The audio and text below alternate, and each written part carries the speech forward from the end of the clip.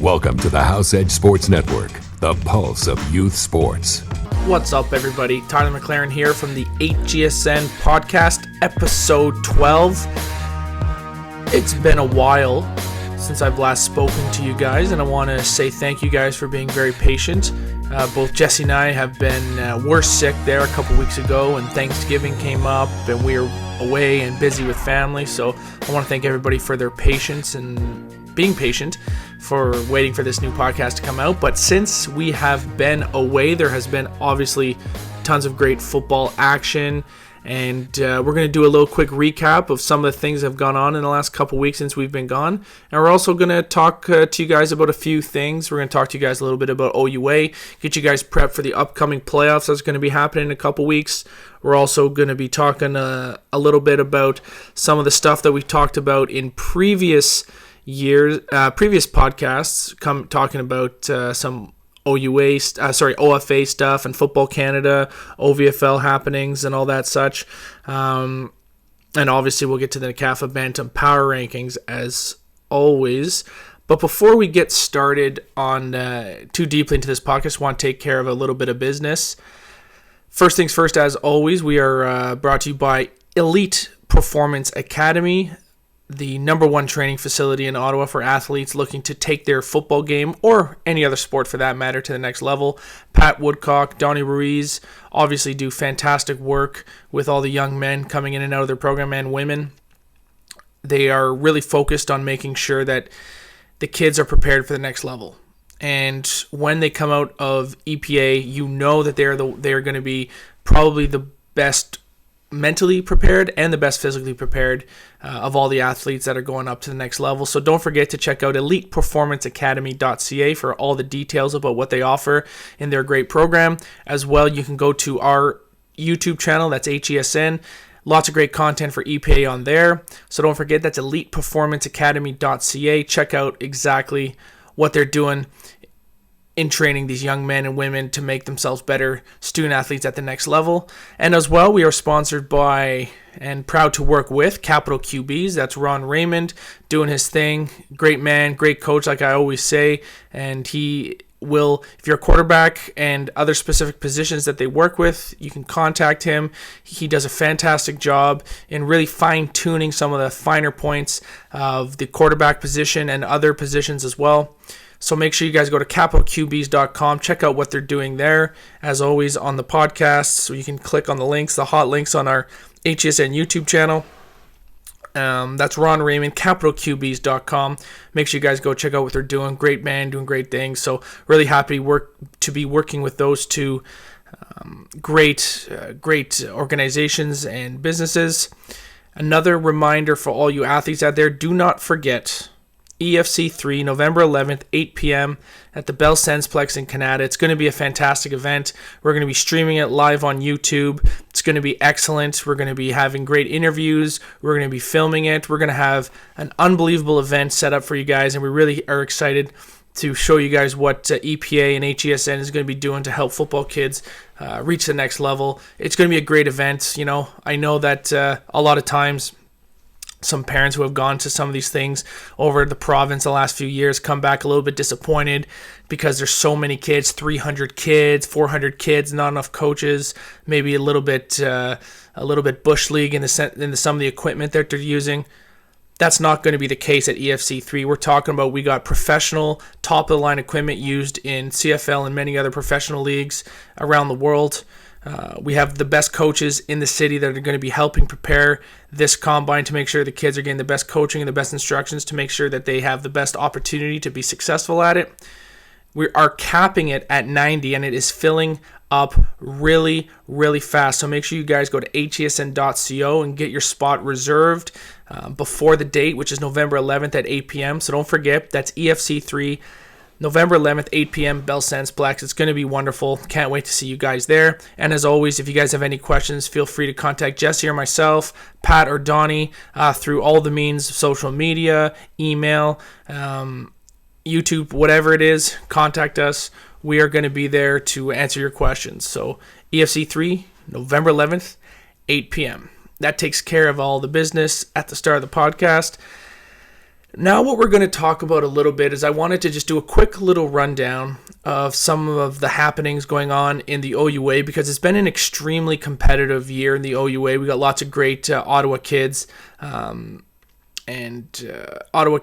lots of other great football being played. So we want to make sure that you guys are all up to date. So if you take a look at the current standings in the 2016 OUA football season, we have a three-way tie for first place, 6-1. We got Laurier, Western, McMaster, respectively, followed by Ottawa and Carleton at 5-2, and then Queens and York rounding out the bottom tier there. It looks like most of the playoffs are pretty set. Obviously, Laurier, Western, McMaster, Ottawa, Carleton in that order, and looks like Queens right now, who had a bit of a resurgence at the end of the year, strong little push there at the end to make themselves get up to a respectable record of 3-4. They're going to be the ones that are going to round out the playoffs. I believe 6 teams make the playoffs. If you take a look at the upcoming weekend, Carleton will be playing Waterloo, which would be a guaranteed win for Carleton. So they're going to finish the season 7-1. McMaster and Western are going to play. So this is a real big one for Carleton, because if McMaster ends up beating Western, Carleton will have a better record than will be tied with Western, but they have the head-to-head matchup, which will give them the tiebreaker. So that means that Carleton will finish ahead of Western, which means they could finish as good as third. Ottawa's playing Queens, which is, again, it's another important game for Ottawa to make sure they win there, because if they lose that, they'll definitely finish fifth, and the Queens will finish sixth, unless York could find a way to beat Guelph, which then theoretically could tie them with Queens. I don't know who won between Queens and York, but there is some great football left to be played in the OUA, and I want to make sure that all you guys are sort of keeping up to date with all the goings on there. Laurier is going to play Windsor, so that's probably going to be a victory for Laurier. So you can safely assume that Laurier will finish 7-1. You can safely assume that Carleton will finish 6-2. And one of McMaster or Western will finish 7-1, and one will finish 6-2. And if McMaster does not win the game, they'll be if they lose, they'll be 6-2 with the tiebreaker against Carleton. So they'll definitely finish. They'll be in third place, and Carleton will then finish fourth, because they'll be ahead of Ottawa in the standings. Now the big thing would be if Queens upset Ottawa, would shake it up a bit. But at the end of the day, looks like we got some great matchups. McMaster versus Western last week of the season, but Laurier and Carleton should win, and Ottawa should be beating Queens if they're 5-2 and Queens is 3-4. So just make sure you guys keep an eye on the final weekend of the OUA football happening in Ontario. It's going to be a great playoff season, because I think all these teams, obviously everyone's had a loss. McMaster lost to Carleton. McMaster beat Carleton. Carleton beat Ottawa. So you can go all the way around, and anyone can beat anyone in those top 4 or 5 teams. So it's going to be great. Lots of local kids on all the teams. There's always contributions from Ottawa and all successful OUA teams, which is always a great thing. And there's obviously lots of great football being played in other provinces as well. So you can check out Jim Mullen and the Crown Countdown. They do a great job there, and you can go on YouTube and check out what they're doing. We'll share the link on in the description field of this podcast. Excuse me. So don't forget, check out all the OUA stuff. Some great stuff happening right there. Now, before we get into the NCAFA power rankings, I wanted to do a few minutes about the game of the year so far in Bantam. Now, not game in the year in the sense of an actual good game, but it was game of the year because of what it really meant and the quality of the two teams that were playing. Obviously, in the Bantam division, it's pretty obvious who the two top tier teams are: the Raiders and the Warriors. 8-0, the Raiders finished the season. Warriors were 7-1. With both the Raiders and the Warriors shut out the Eagles 30-0 or something during the year. The Warriors dominated the Riders, and as did the Raiders. So these are two teams that are very clearly the cream of the crop in the Bantam division. They will finish the 1-2 in the Bantam regular season. But I wanted to talk a little bit about the game, what I saw in that game, and what I think will be the key when they face off next, if they end up meeting up in the A Championship, which would be a great thing. Some of the things that I saw in the game, because I was on the field filming it. First things first is just the Raiders. I wanted to comment a little bit about what they did. Outstanding collection of football players and football coaches. They got a great group of guys. Tristano Raponi, head coach, doing a real good job formulating a great game plan against the Bell Warriors. He has a great coaching staff. I can't remember all their names, but a very great guy coaching the defense. We had a very handsome, well-dressed man coaching the offense, and we all know that Darren Joseph is helping out there, assistant offensive coordinator. They got lots of great coaches, lots of great volunteers at the Raiders.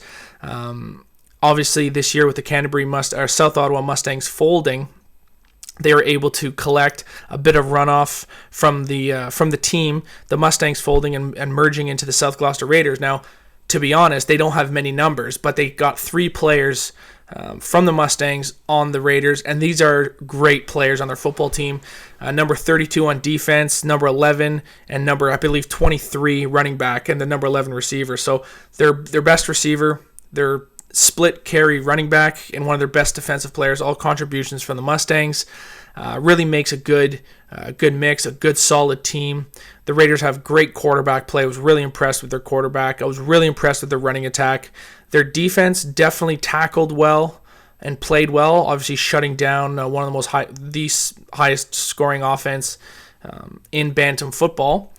Though I do believe that a lot of the success of the defense of the Raiders was because of some of the things that the Warriors were not able to do offensively, and not always because of what the Raiders were allowing them. But I was very impressed with the Raiders, and I think they're going to be a tough beat for anybody in the playoffs. And it's good to see. It's good to see that we have different teams succeeding. It's not just the same old.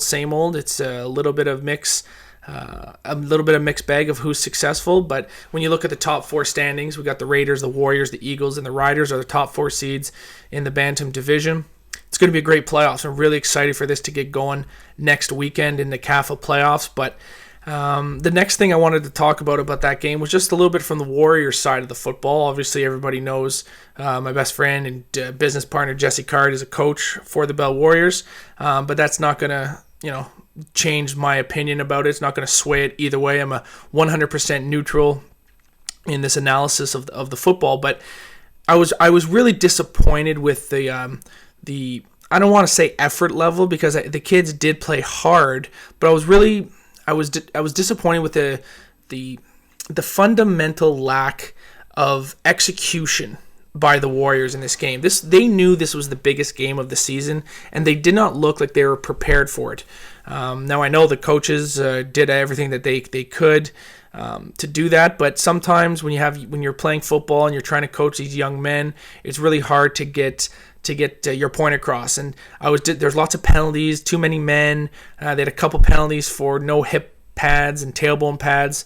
The Warriors did. So it was really disappointing to see that these penalties, these costly penalties, as much as people maybe won't say that they affected the game, they definitely affected the game. These yards and these penalties that kill momentum can really affect a team's success when it comes all down to it. Now, the score in the game, I think, ended up being 25-0. It was 3-0 at the half, and there's a couple of touchdowns near the end of the game that the Raiders scored. But you got to be focused, and I really hope the Warriors learned a lesson from this game, that in order to beat the best teams in the league, you're going to have to bring your game up a notch. You're not going to be able to do what you did most games this season, throw long bombs, run around, and just blow 100-yard touchdowns every time you touch the ball. When you play a team that's willing to tackle and willing to do what their coach says and run a scheme and do all the things properly, it's sometimes really difficult when you haven't had those games all season. Like we've always said here on the HESN podcast, competition breeds success. So what you want to do is you want to make sure that you learn the lessons from the game that happened last Wednesday night at Bob Stephen Field in Barhaven. It was a good game. So the Raiders and the Warriors played that one, and I just thought it was worth commenting on. Now, what we're going to do right now is I'm going to cut to a couple interviews that I did with the head coach of the Raiders, Tristano Raponi, and the assistant offensive coordinator, Darren Joseph from the Raiders, and you can hear a little bit about their thoughts about the game that I was just talking about. So listen and hear. We'll do Tristano first, and then we'll come back and we'll show you Darren Joseph. Tristano Raponi, head coach of the undefeated South Gloucester Raiders. First of all, I want to say congratulations. Second of all, talk to us a little bit about this critical matchup against the Bell Warriors tonight. Well, for us, it's an important game because, going into the playoffs, you want to be on a roll. Some people would come in here and say, you know what, we've already, got home field advantage on the playoffs, and let's just, go out there and just play everybody. And for us, it's about being on a roll going into the playoffs because one loss, can, burst the bubble per se, and then, make it bad in the playoffs. And you come in there and you're kind of behind the 8 ball that way. So it was a 3-0 game in the first half. Talk to us about some of the things that your defense did to shut down this high-powered offense of Bell Warriors. Well, the first thing was we contained Keenan. When I was scouting them and watching their games, what I saw a lot of teams chasing him, which then they left their receivers wide open. And one of the things we emphasized on our defense is don't chase, contain, don't chase, don't let go of the receivers, because if you do, then he'll burn you. Now, on the other end of the football, your offense, your game plan. Talk to us a little bit about what you saw in their defense, how you guys attacked it, and how your offense sort of came alive in the second half. You know what? I basically challenged our offensive line. I said, if we're going to win this game, we got to dominate the front seven, and that's what they did. Put the challenge out to them. They went out there and they just mishandled their front seven, took their linebackers out. Malik is an amazing linebacker, and they took him out of the game. And you take him out of the game, and their defense, is kind of behind the 8 ball a little bit. So that's what we did. What are some of the things that you guys are going to do to stay focused during sort of this first round of the playoffs, where you have a matchup that's obviously going to be a mismatch statistically, but like you guys just said in your post-game huddle there, that last year you were the team that was facing an 8-0 team, and you guys came out and shocked the world. Yeah. Wasn't it? Was it the West Carleton Wolverines? So talk to us about how you guys are going to keep your players sharp and some of the things you're going to do to stay focused. Well, basically remind them that, in playoffs, anything can happen. Doesn't matter if you're 8-0, 1-8, 1-7, 4-4, 3-5, anything can happen. If you don't get focused and come out and get ready to play, you're gonna be exiting pretty soon. So for me, I'm going to push them for the next 3 weeks. They're going to be doing a lot of work, a lot of hard work during practice, and keeping them focused. I'll get on them day in and day out, make sure they understand what's going on. And then our job as coaches is to really put together a good scouting report, a good film report, and go over that with the kids and prepare them to play. Well, Coach, I want to thank you for giving up your time after the game, and I guarantee we'll be seeing you later on in the season. Thank you. There it is, Tristano Raponi was just breaking down a little bit of the game. He was right on all counts. It was a well played game, and he should be proud of what they accomplished this season. Now let's listen to Darren Joseph's interpretation of some of the things that he saw, and let's just listen from Darren Joseph right here. All right, here with Darren Joseph, assistant offensive coordinator with the South Gloucester Raiders after a undefeated regular season. Talk to us a little bit about your offensive game plan and how you guys executed it today in this critical matchup against the Bell Warriors. Well, we try to keep it simple. We start running our bread and butter. We run a lot of sweep outside game. We have Noah Goche and Rojan who, they display a lot of speed, very skilled backs. And, just use what works. When they adjust, then we have to adjust. And, we're a take advantage type of an offense. Last week against 2 weeks ago against the North Gloucester Giants, they were stopping stuff, and then we started to get back into the simple short passes, flats, bellies, 5-10 yard gains at a time. It doesn't always have to be a home run. And when the defense adjusts, then we go downtown. We have skilled receivers and a quarterback that can get the ball downfield. Now, I noticed that in the first half, obviously, you guys didn't probably get the point production and maybe yard production that you wanted. But in the second half, you could see that the game opened up. Your quarterback hit some long bombs. Talk to us about what you might have thought was the critical play in the second half, if you can remember off the top of your head. I think it was that long pass to Noah. It was an alley, but he took it up the middle of the seam. We told him if the safety's down to the strong side, to take it weak, and he went up between two guys and made a great play, great catch. Hitting the ball at the highest point. Like how we teach the kids. So I think the difference between the first half and the second half is in the second half we settled down. We started hitting the open players. We were running the same plays. It seemed like in the first half we were just one step behind. The ball was 1 yard too far or 1 yard too low. Rojan almost took off on a sweep, and he just got shoestring tackled. Great play by Malik, their linebacker. We have a lot of respect for their defense. But at the end of the day, you got to make those plays, and they started to make plays in the second half. Last question I got for you, as a guy who's been around the game of football sort of his whole life, talk about the intensity of this football game against the Bell Warriors, season finale for you guys, and how it might prepare you guys for some intense playoff battles going forward. It really did have the feel of a championship game. It had the feel of an A Cup. Especially in the pregame, you could see both teams really hype. The coaches getting in there and giving the rah-rah speech, and everyone was ready to go. And you know what? It didn't disappoint. They're a great team. They're well coached. They have the quarterback is just phenomenal. We were lucky that we have some skilled players back there that can cover some guys and make plays. I've played in 3 Grey Cups in my life, and it's not always the best team that wins. And so you can't go in there with a big head thinking, well, we're 7-0, they're 7-0. There's a lot of hype around certain players, but you know what? You still got to play the game. And we just try to keep the kids grounded and ready to go. Now, Darren Joseph from the South Gloucester Raiders talking about the game. Thank you very much. Another great interview. I want to thank those guys for giving up their time after the game to just quickly talk with myself here at Tyler from HESN. So thanks a lot, guys. Good luck in the playoffs. It was a great game.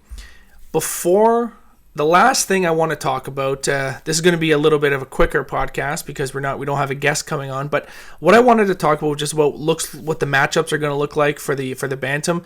I believe, if I'm not mistaken, it's top 8. So we're going to have the Raiders and the Wolverines facing off in the first round of the playoffs, just like last year. Unfortunately, the roles were reversed last year. Wolverines were 8-0 and the Raiders were the 8 seed, but the Raiders ended up beating the Wolverines last year. So I know after the game this year, the Raiders were really talking about the Wolverines game, not trying to get overconfident, executing their game plan, being focused, because they were the ones who beat that 1 seed last year. So Raiders versus Wolverines is the one game. The next game is going to be Warriors versus the Lions. I think it's a tough matchup for the Warriors. I know the Lions maybe haven't had the success that they are used to having at the Bantam division, but when you got a coaching staff like they do, and when you have some of the talent that they have on a football field, it's going to be a tough out for the Warriors. So I hope that they're going to come prepared, not too overconfident. And like I said, that the Lions are going to be ready for that game with that great coaching staff. The Eagles are going to be playing the Giants, and I think that is probably, in my opinion, that's probably going to be the best game of the weekend, because I think those teams are really evenly matched. I think the Giants, even though their record is 4-4, I think that they're probably a little bit better than a 4-4 team, and I think the Eagles sort of got a bad draw here because, in my opinion, I think the Giants are better than the Knights. So the Knights do have a 5-3 record, and the Canada Knights, who are the 5 seed, are going to be playing the Myers Riders, who are the 4 seed. So it's going to be great. Those are 4 really, really good matchups once the year and the season breaks down. Sometimes these matchups work out good for everyone. And you know what? Like I do every year, I'm going to make my picks here. And this round of the playoffs, I'm going to pick the Raiders to beat the Wolverines. I'm going to pick the Warriors to beat the Lions. And I think that game is going to be a really physical game. Both those games, I think, are going to be really physical games. I think the Giants are going to upset the Eagles. And the reason I think that...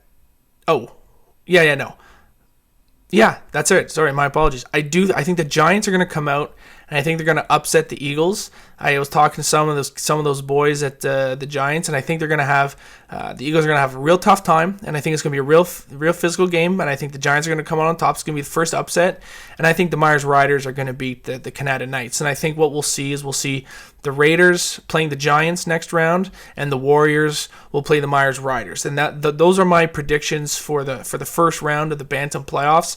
I know one of my favorite stories about me making picks was last year when I made the pick that the Eagles would dominate the Bel Air Lions in the midget championship game.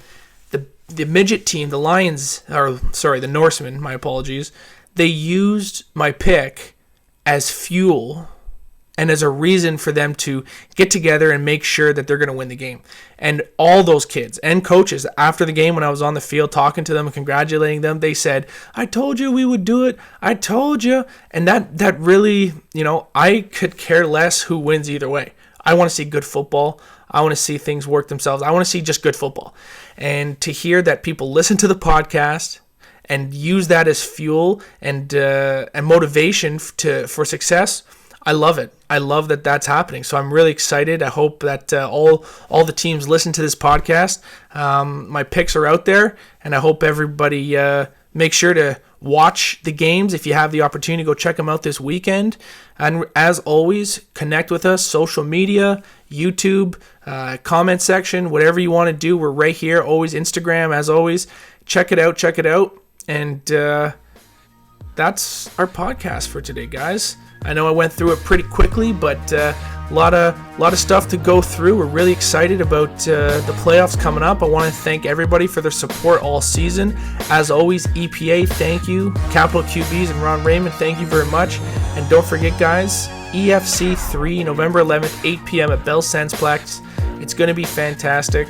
I want to thank everyone for tuning in on episode 12 of the HESN podcast. I'm Tyler McLaren. Peace. Welcome to the House Edge Sports Network, the pulse of youth sports.